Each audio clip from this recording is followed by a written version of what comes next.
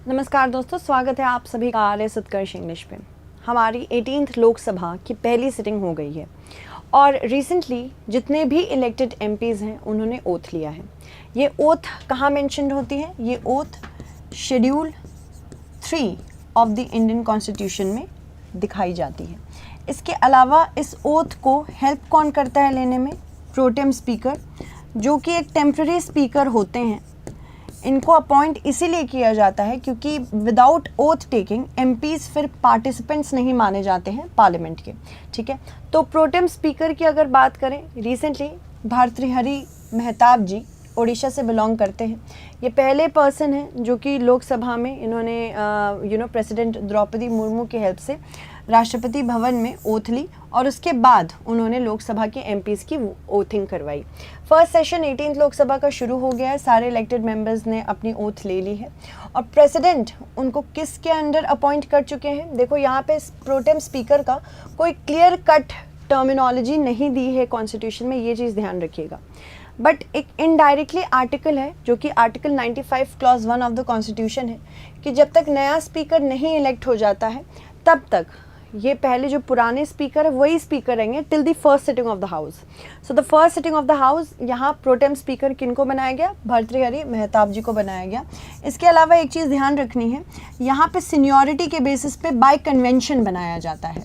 Bye convention यानी कि यहाँ कहीं लिखा नहीं हुआ होता है कि सीनियर मेंबर को ही बनाना है, बट बाय कन्वेंशन जो प्रैक्टिस ट्रेडिशनल रही है, सीनियरिटी के मेंबरशिप पे ही दिया जाता है, सीनियरिटी के बेसिस पे ही दिया जाता है। और सीनियरिटी यहाँ पे एज बेस्ड नहीं होती है, यहाँ पे मेंबरशिप बेस्ड होती है, यानी कि कितने समय से ये मेंबर रहे हैं उस हाउस के, उसके बेसिस पे यहाँ पे सीनियरिटी मापी जाती है। ठीक है, तो इसको ध्यान रखिएगा। Mehtab ji he will preside over the house during the oath taking ceremony of his colleagues.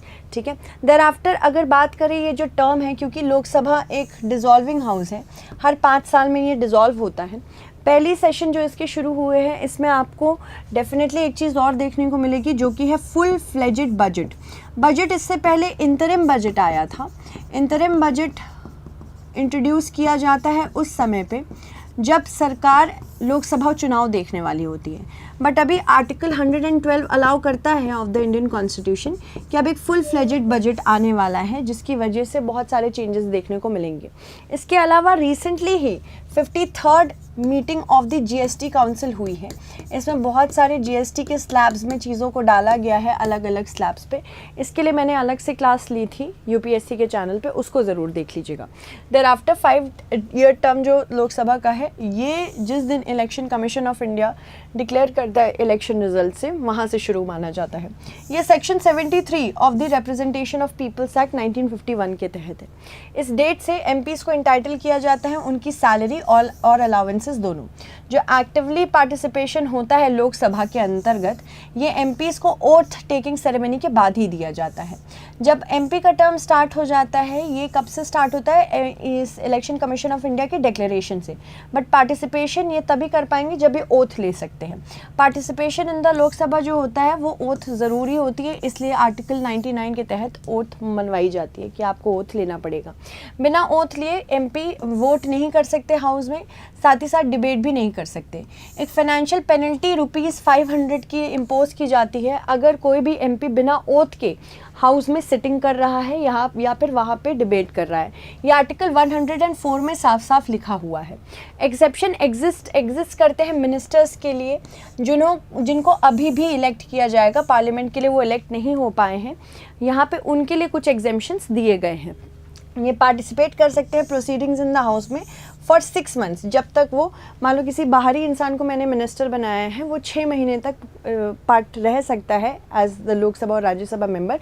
But उसी के अंतर्गत इनको कहीं ना कहीं या तो लोकसभा या तो राज्यसभा से मेंबरशिप मिल जानी चाहिए।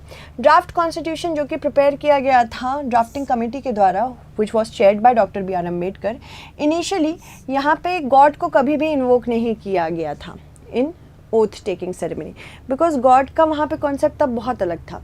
बट कॉन्स्टिट्यूएंट असेंबली के डिस्कशंस में केटी शाह और महावीर त्यागी ने कहा कि गॉड को इंक्लूड करना चाहिए जब ओथ में होती है, ओथ टेकिंग सेरेमनी होती है, बोलते हैं ना ईश्वर की शपथ लेता हूँ, तो ईश्वर वहीं से हैं। उन्होंने आर्ग्यू किया कि यह एक डिवाइन सैंक्शन दिलाता है, मतलब कि आपको सीधा सीधा अप्रोच भगवान से आया है, ठीक है। इसके बाद अगर बात करें नॉन बिलीवर्स को भी इसमें रखा जाता है, for believers while allowing non believers to affirm solemnly, यानी कि बिलीवर्स अगर चाहें तो ईश्वर की शपथ ले सकता हूँ, ऐसा बोल सकते हैं। नॉन बिलीवर्स अगर लेना चाहे, जो भगवान पर विश्वास नहीं कर सकते, वो करते हैं, वो भी कोई उनके लिए प्रॉब्लम नहीं है, अगर वो भगवान को इन्वोक ना करना चाहे तो भी ठीक है। डिस्पाइट डिसएग्रीमेंट्स अम्बेडकर ने एक्सेप्ट किया कि अमेंडमेंट ठीक ठाक है, यहाँ पे गॉड को आप इन्वोक कर सकते हैं। जो लास्ट मॉडिफिकेशन ओथ में ली गई है वो कॉन्स्टिट्यूशन 16th अमेंडमेंट एक्ट 1963 के तहत ली गई थी। ये अमेंडमेंट ऐड कर चुका था commitment to uphold India sovereignty and integrity, जो कि नेशनल इंटीग्रेशन काउंसिल ने रिकमेंड की थी।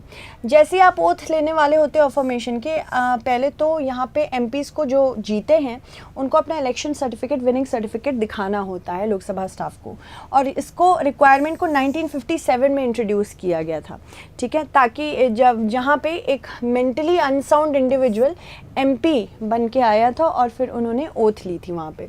एमपीज़ उसके बाद ही ओथ ले सकते हैं, या तो वो इंग्लिश में ले सकते हैं या तो इंडियन कॉन्स्टिट्यूशन में जो 22 लैंग्वेजेस मेंशन्ड है उनमें से कोई भी एक उसमें ले सकते हैं, भाषा में ले सकते हैं।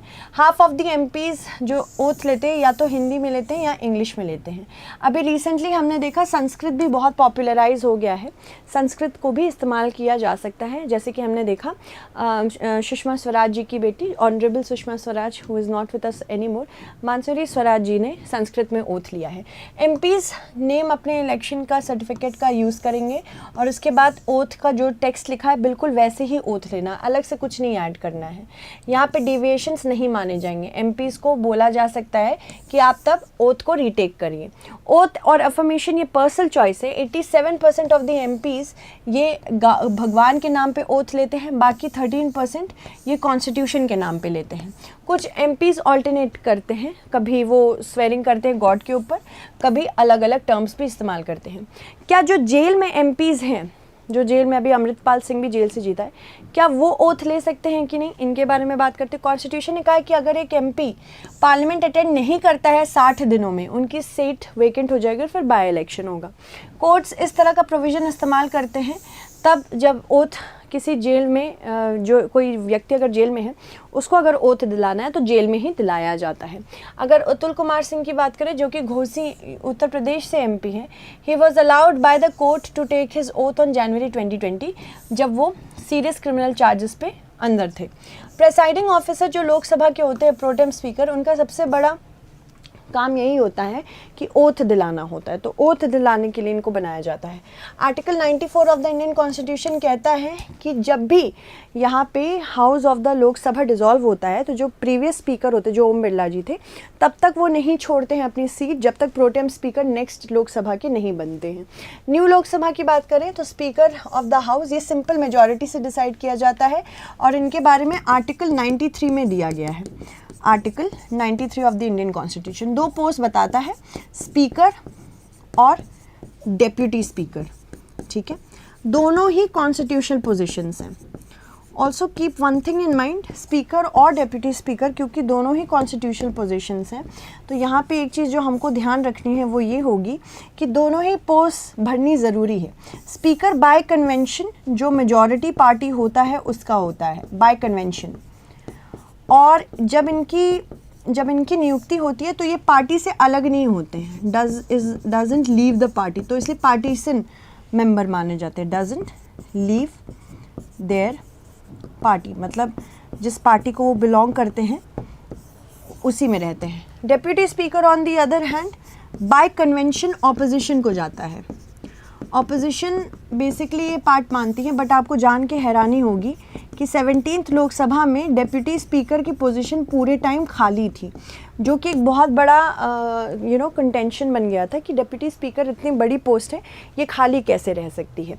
प्रोटेम का मतलब टेम्प्रेरी या फॉर द टाइम बीइंग होता है। कॉन्स्टिट्यूशन में कोई भी मेंशन इसका नहीं है, पोस्ट बिल्कुल भी मेंशन नहीं है प्रोटेम स्पीकर की। पर अगर handbook on the working of ministry की बात करें तो ये साफ साफ बताती है appointment and swearing in of the speaker for pro tem. ठीक है, तो काफ़ी कुछ आपको प्रीलिम्स के बारे में और मेंस के बारे में समझ में आ गया होगा इससे। Thank you so much everyone for showing this much of love to our channel and I hope कि आपको ये क्लासेस अच्छी लग रही हो, तो आप बाकी लोगों के साथ भी इन क्लासेस को ज़रूर शेयर करें एंड हमें ग्रो करने में, हमें आउटरीच करने में बेटर एल्गोरिदम पे हेल्प करें। So thank you so much, bye bye.